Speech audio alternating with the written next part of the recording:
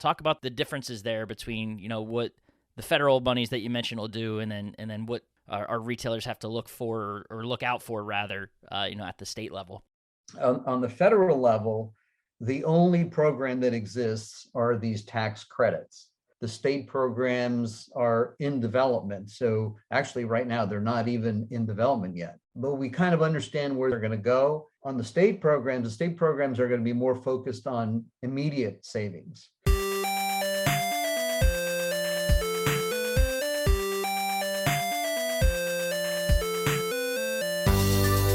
Welcome into the Independent Thinking Podcast. This is your host, Rob Stotts. This week's episode, we're diving deep into federal legislation and some of the things happening at the state level as well with the Inflation Reduction Act, an act that was a piece of legislation, rather, that was passed last summer, August 2022, and it does a lot of things. Obviously, the name you hear, Inflation Reduction Act, is supposed to take steps towards tampering inflation, which we know has been an issue in and of itself, but there's a lot to do so.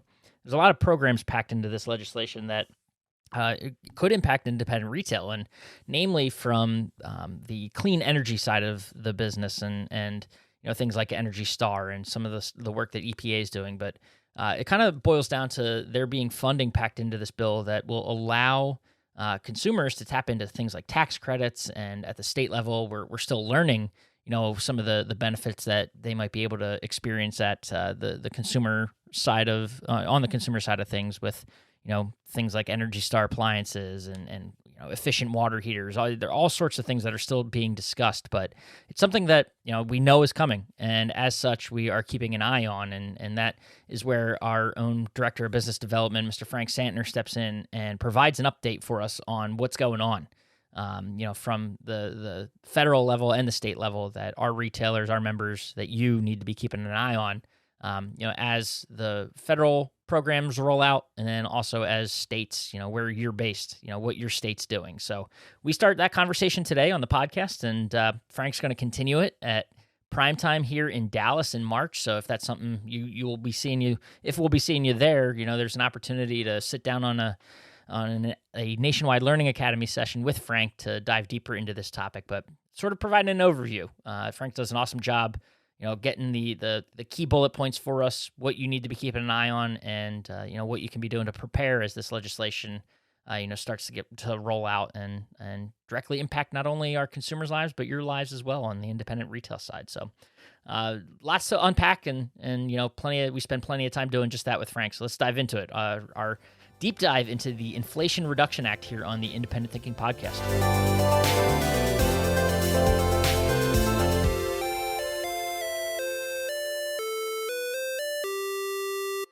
All right, we are back on the Independent Thinking Podcast, and blessed today to have Mr. Frank Sandtner, our Director of Business Services here on the Independent Thinking Podcast, right from Nationwide Marketing Group. And Mr. Sandtner, how's it going? How you doing?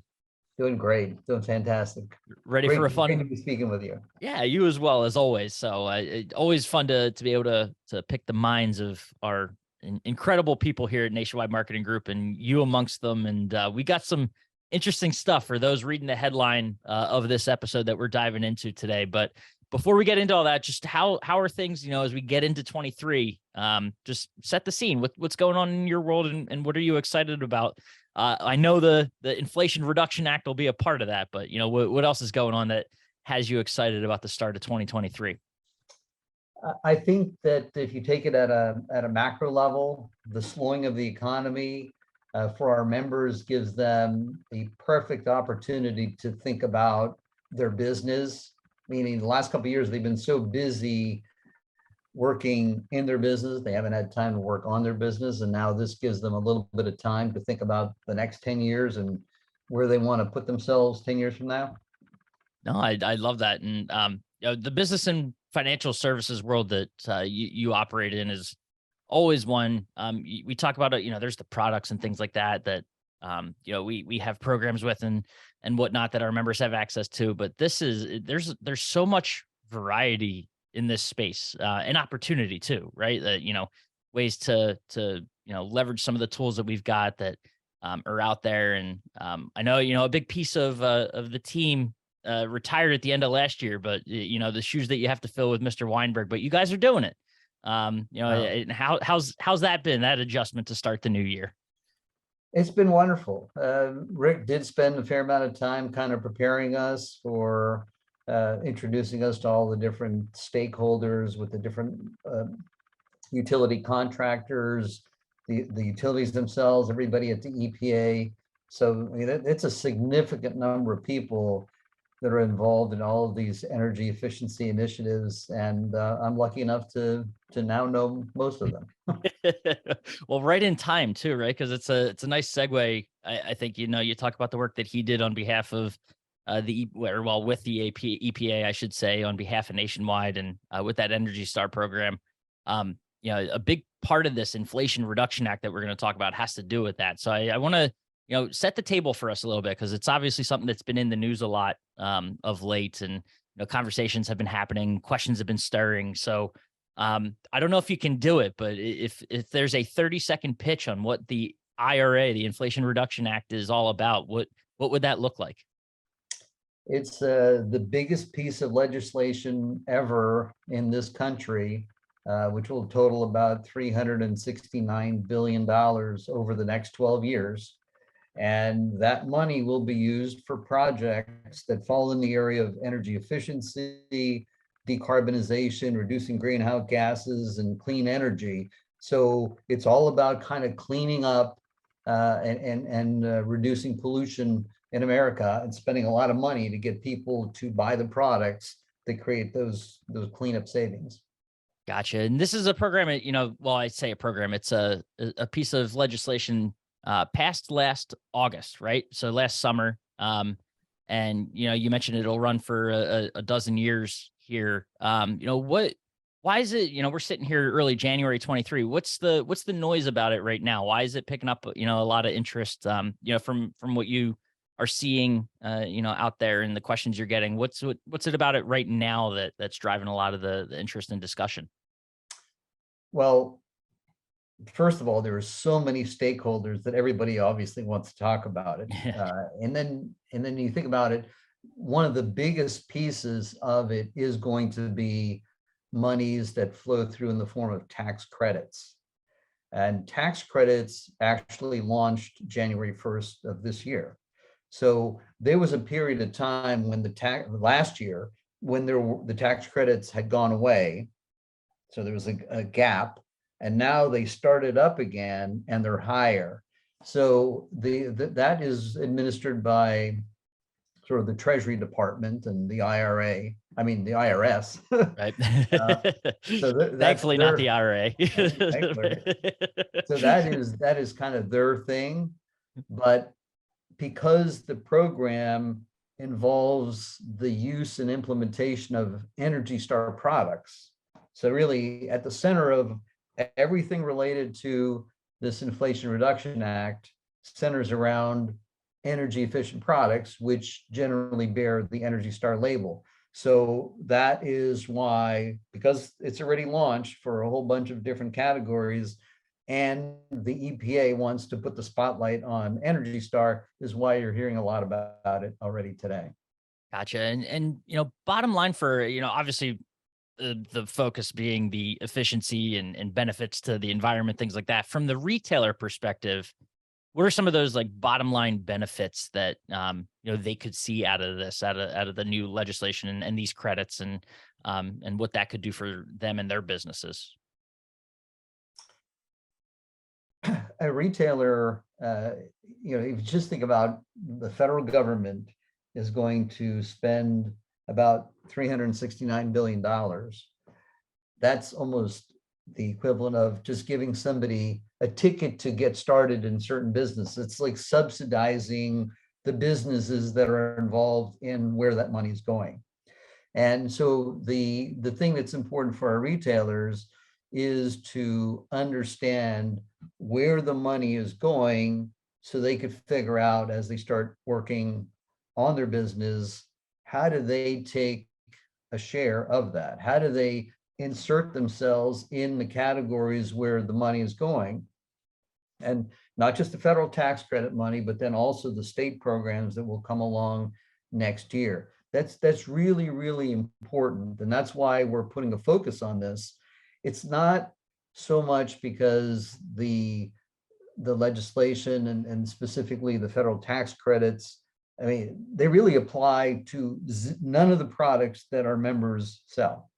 The closest thing is anybody who happens to be in the water heating business, but we don't have many people in the water heating business today. That's the closest thing there is. Then there's weatherization programs and home energy audits and heating and cooling. So there's all these categories that create significant opportunities and are places where I feel our members need to start thinking about either getting into directly, buying a business in that category, or partnering with other companies that they may know of in their market. They may have a friend who's ready to retire and is thinking about closing it down his HVAC business, though that may be something to think about directly getting into yourself.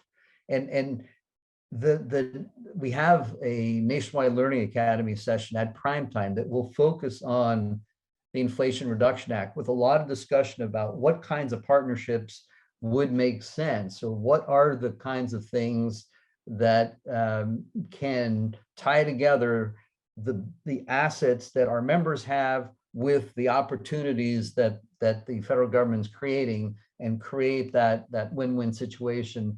My feeling is that with these programs lasting for 10 years, it's not something where it's not worth investing the time because in a year it's going to go away. No, these are going to last for a long time. They're going to provide significant monies every year for the next, a lot of people say 10 years, but the federal tax credits, they actually have a tail at the end, which makes them last at a diminishing rate for 12 years.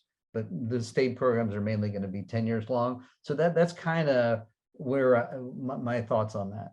Gotcha. No, that's awesome. And I appreciate your plug there for the NLA because, we can cover so much in a podcast, but, we have questions we've got lined up, but for those listening or that will be in attendance with us in Dallas, great opportunity to get in front of the experts on this space and get your questions asked. And if not answered, at the very least, in our heads, so we can help you navigate, these waters and figure out, what ways you can sort of leverage what's coming out of this in your business. And something you mentioned in there that I think might, definitely a question that will crop up from retailers out there listening is, the difference, and it always with any legislation, right? Federal legislation, there's the federal aspect, and you mentioned the state aspect. So talk about the differences there between, what the federal monies that you mentioned will do, and then what, our members and our retailers have to look for or look out for rather, at the state level.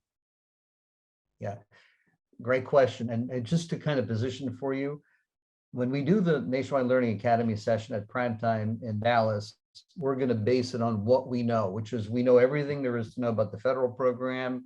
The state programs are in development. So actually right now, they're not even in development yet.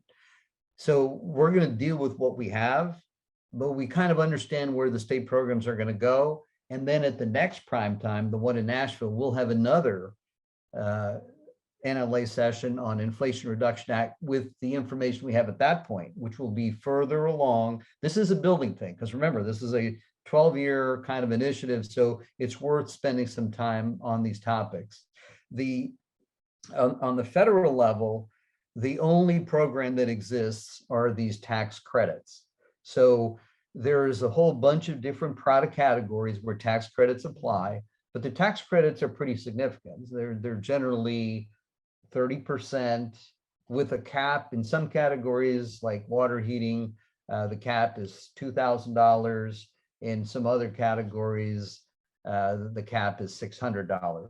But to give you the sense, in the old tax credit world, so basically 2021, 2020, these things were capped at $300. It was a $300 tax credit. If you think about it today, if you buy a heat pump water heater, which is a category that we're very interested in, that all in the tax credit applies to the installation, everything. So let's say all in it's $3,000. Well, that tax credit is $900. Yep. So that is a very significant amount of money. So we've got the categories and everything defined, the rules for whether it's rental property or owner or partial owner, meaning it's not your primary residence. So all of those things are defined, and I will be able to, I think we'll probably post on MemberNet some of the specific rules as it relates to the federal program, because there are some, a whole set of Q&A that was put together there. Then on the state level, so, the thing with the federal program is you got to put the money up front. You got to spend the $3,000 on that heat pump water heater. And then when you file your taxes, you'll get this 30% tax credit up to $2,000. On the state programs are going to be more focused on immediate savings, with a specific element of them focused on low income. So the idea being, we got to make sure that low income individuals and households can take advantage of this program. Many of those households don't have a federal tax problem, meaning they're not paying taxes, or their taxes are less than the credit. So the idea being, okay, if we wanted to benefit low and medium income people, we've got to provide it as an instant discount. So when I buy that product, the money has to come off right then and there. So there's really two programs that are being created at the state level. So let me just explain what I mean by that. Each state is going to be able to apply to the EPA for one or both of these two programs. They're going to have to create a proposal to apply for these programs. The format of the proposal hasn't even been created yet.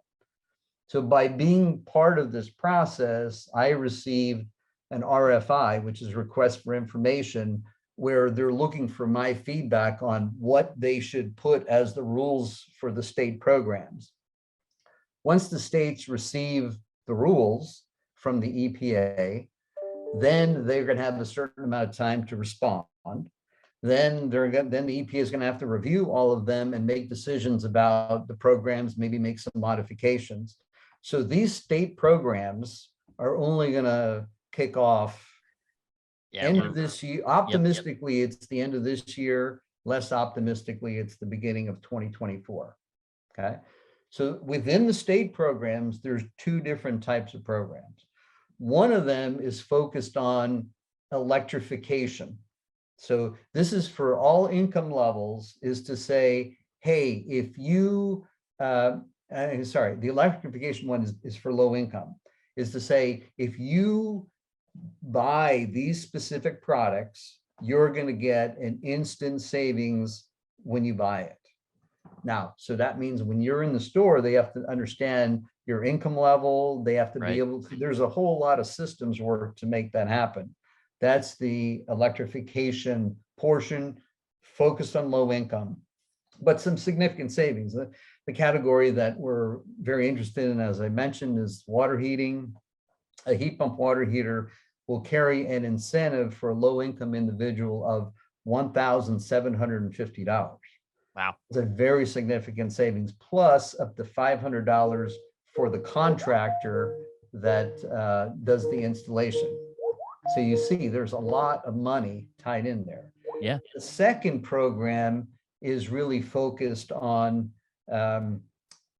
efficiency. So the first one, electrification, meaning implement electric products. The second one is efficiency, which is about installing more efficient products. So reduce the energy consumption of your home through more efficient products.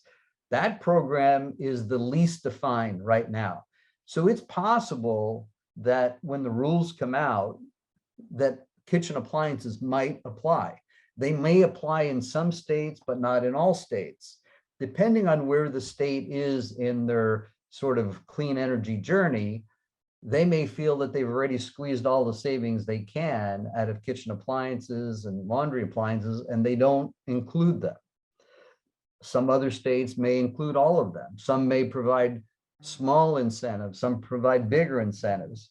But the idea there is with this efficiency portion of the Inflation Reduction Act is you're going to get money back based on how much you're able to reduce the energy consumption within your household.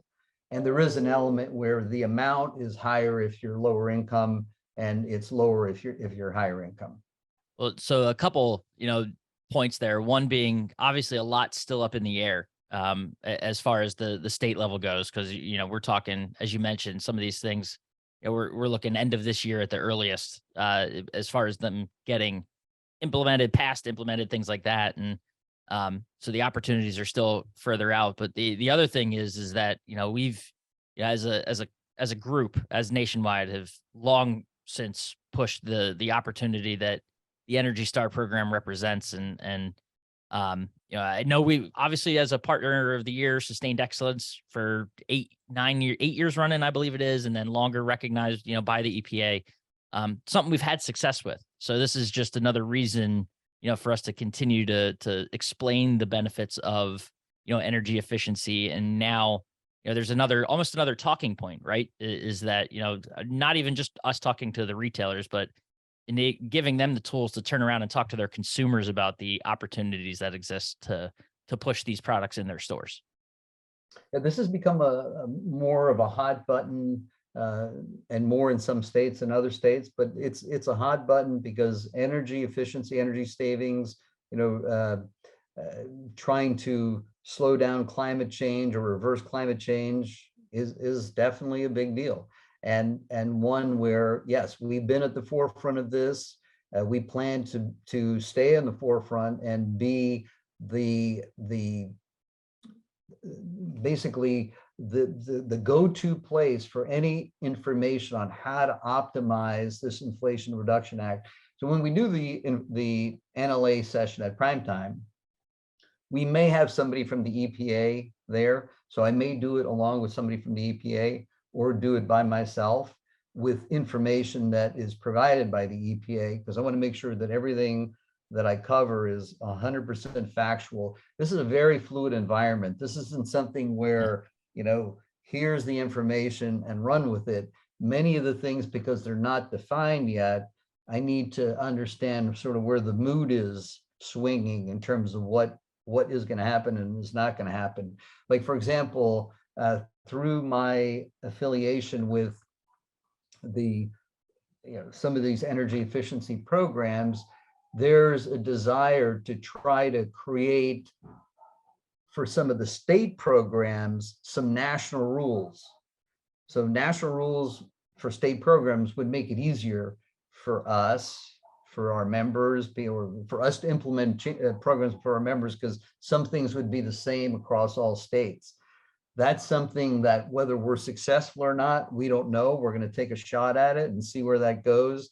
So, there's many of those kinds of things that are just open, but we're right there. We're right there at the cutting edge of making those decisions. Well, I mean, it's always important, I think, to be a part of those. And I know the close tie with EPA obviously gives us a chance to, I hate the cliche of seat at the table, but being a part of those conversations and at least being knowledge in line, or having awareness of what's going on so that we can pass that information on, is obviously important for the retailers out there. Now, for those retailers, is there anything aside from getting learned up and educated on the things happening at the federal level right now? Is there anything that they should be doing to prepare for these potential changes at the state level, other than just staying ready and informed? And could they be doing anything to prep for the potential state level, or even at the federal level, things that they could be doing? I feel like everybody needs to be thinking about what I said earlier about partnerships, because there's a lot of opportunity here, and somebody's going to seize that opportunity. And from my perspective, it better be our members that take advantage of these things, because that's why we're here. That's what we're trying to do, is pave the way and make that a possibility. Whether it be, some of the areas that are important, there's the heating and cooling is important. the plumbing is important. There's some stuff that's related to the exterior of the home and the weatherization. Energy audits are a piece. There's a big section that's going to happen, which is to verify that the things that a contractor said happen actually happen. So there's a verification piece that has to be done by a third party unaffiliated with that contractor. That's going to create opportunities. So finding all of those and making that fit with our membership is really my obligation to our members. That's why I'm here to do, is to make those pieces fit. There's been several members that have already come and asked questions about Inflation Reduction Act and just trying to understand it at a broad level, and that's going to continue. So that's where certainly the session that we're going to have at this upcoming prime time is going to be very helpful. It's going to be helpful to me also because it's going to help me know where the minds where members are. And then by the time we get to Nashville, we're taking everything I've heard and trying to better start to formulate some of the partnership opportunities would be wonderful. Like right now, just to kind of give you a sense, I've already contacted the PHCC. Like, what the heck's the PHCC? It's the Plumbing, Heating, Cooling Contractors Association, because to the extent that we move forward with water heating, there's probably going to be a need for partnerships with plumbers.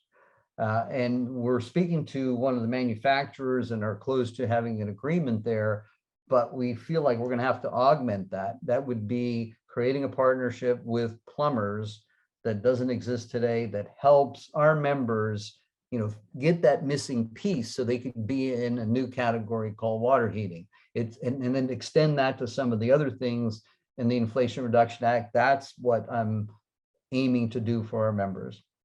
You mentioned, I think, cool to hear about some of those things, because it's sort of been, if you're following nationwide and sort of see the direction the whole home is, it's there, it's on the horizon. It's something that I think is easily achievable, in sort of what we've been angling and trying to do. But from from the members right now, what questions are you hearing, or what's the most common question about? I assume it's, just understanding, like, what is this and what do I need to know? But, sort of more granular, are there any, common questions you're getting about this piece of legislation from our members? Hey, it appears that most of our members have been exposed to some of the like some states in particular are circulating information about what's coming. And our members are wondering what of the categories they're in are included. How do I participate in this? Like, what of the things that I'm selling are going to be included in these instant rebates? And we're not 100% sure, other than we do know, where we absolutely know outside of the federal program is the state programs for low income have to include heat pump dryers, heat pump water heaters, and electric stoves / ranges / ovens. The piece that's not totally clear is, I believe many of the states are going to say, but it has to be switching from gas to electric. So the fuel switching element of the requirements, the income requirement is clear, the product categories themselves are clear, they have to be Energy Star certified, but do you have to go from gas to electric? I feel like in the case of stoves, ranges, and ovens, it will be a requirement that you go from gas to electric. Fuel switching is more complicated. It's not the same as just replacing electric for electric.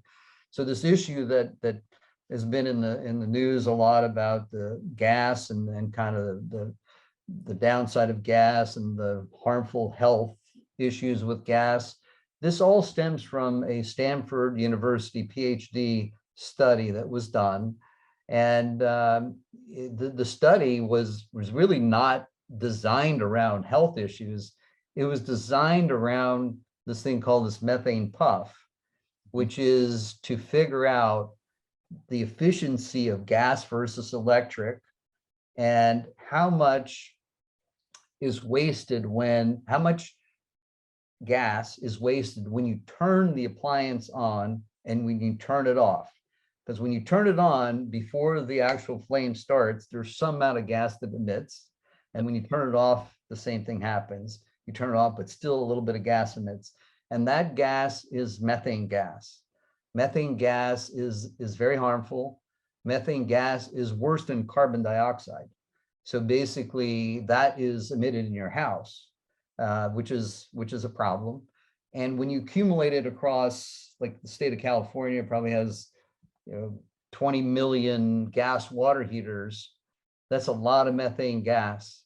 And that is one of the worst greenhouse gases out there. So that is where sort of all of this has come about. And I actually heard the guy present his PhD study, and it's quite fascinating. Yeah, and the timing of it all, I'm sure he didn't plan to release this and cause this, and then also the Inflation Reduction Act happens, and all the conversations are meshing together. But it's hey, an opportunity too. It presents across. I think I just saw the stat where it's like 38% of households across the U.S. have gas stoves or they're implemented in homes, and so that's an opportunity. These homes that want to switch from gas to electric because of this, and they could take advantage potentially of the Reduction Act and everything that represents. So a lot of opportunity here potentially for retailers and just ways of talking to your customers, how to inform them and make sure that you're presenting yourself as an expert in the space and looking out for that best interest of the customer. Yeah, one thing I wanted to say is that one thing that's become clear to me as I've done research and on this and talked to people is that I could understand how we may not be successful in trying to get a similar program across all states, because the challenges between states are so different. You talk about the state of Vermont. In the state of Vermont, looking at the heating of the house, only 8% of the homes are heated with electricity. Okay, 8%. In Florida, 91% of the homes, the heating is electric. So you think the issues are different between Vermont and Florida? Yeah, I mean, the goals are completely different. The Right. highest source for heating a home in Vermont is fuel oil. Okay, fuel oil doesn't even exist in Florida. I mean, nobody does it. There may be some propane, there's no fuel oil. If you go out in California, you've got a situation where, so in let's take water heating now. So in Florida, again, over 90% of water is heated with electric water heaters, right? There's very, very few gas water heaters. In California, it's 90% gas. Yep. And 10% electric. So it's almost like the flip opposite. So their challenges in California and the challenges in Florida completely different. So the state programs are the reason monies were allocated to states individually is so they could create a program that is considering their marketplace and what their market challenges are. And we just did a similar look on the Nationwide blog too, with the stoves and cooktops, whether they're gas versus electric by state. And there's a awesome breakdown that came from one of the agencies out there. And 92% of homes in Florida have electric stovetops. And you go out to I'll use the same two states, California, it's 70% gas. So just again, opportunity. It's very different from state to state. So it makes sense why it would apply to very differently with how they go about creating their programs for this Inflation Reduction Act. So lots of information to be had and still more to learn and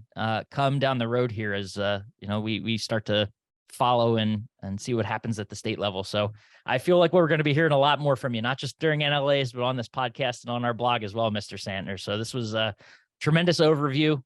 Appreciate you taking the time and sharing the knowledge, and just close it out one more time for those that are going to be with us in Dallas. They can check out the NLA there. Sure, it'll be one recorded as well, and I know you do regular webinars as well, so I'm sure this will be something that gets discussed quite frequently throughout the year. Well, I do a little bit of a plug for at the show, with this really heavy emphasis we have on energy efficiency and Inflation Reduction Act, and the interest that we have in water heating, we will have a heat pump water heater in our Energy Star booth. So we've never actually had a product in our booth before. This will be the first time.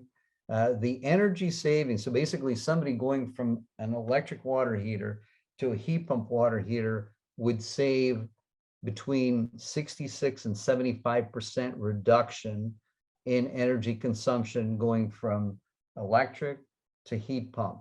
Wow. So that's something that we're definitely standing behind, because in terms of accomplishing energy savings goals, heat pump water heaters go a very, very long way in accomplishing that.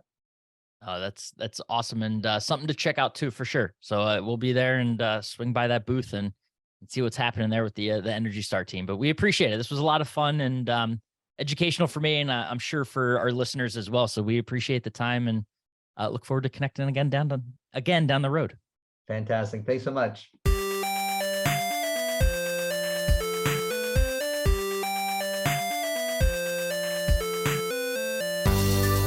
Awesome, and thanks again to Frank, for diving into this with us and doing just an awesome job, providing a great overview, I think, of what's to come with this bill and what he'll be keeping an eye on over the next months and years as that funding continues to be used, and impact not only, like we said, at the federal level, but the state level as well, and our consumers' lives and retailers' lives. So appreciate his time and look forward to seeing that NLA in Dallas, and then the follow-ups down the road in Nashville and beyond. So awesome work on his part and by his team to keep us up to date. But as always, appreciate you listening to the Independent Thinking Podcast, and we'll catch you next time.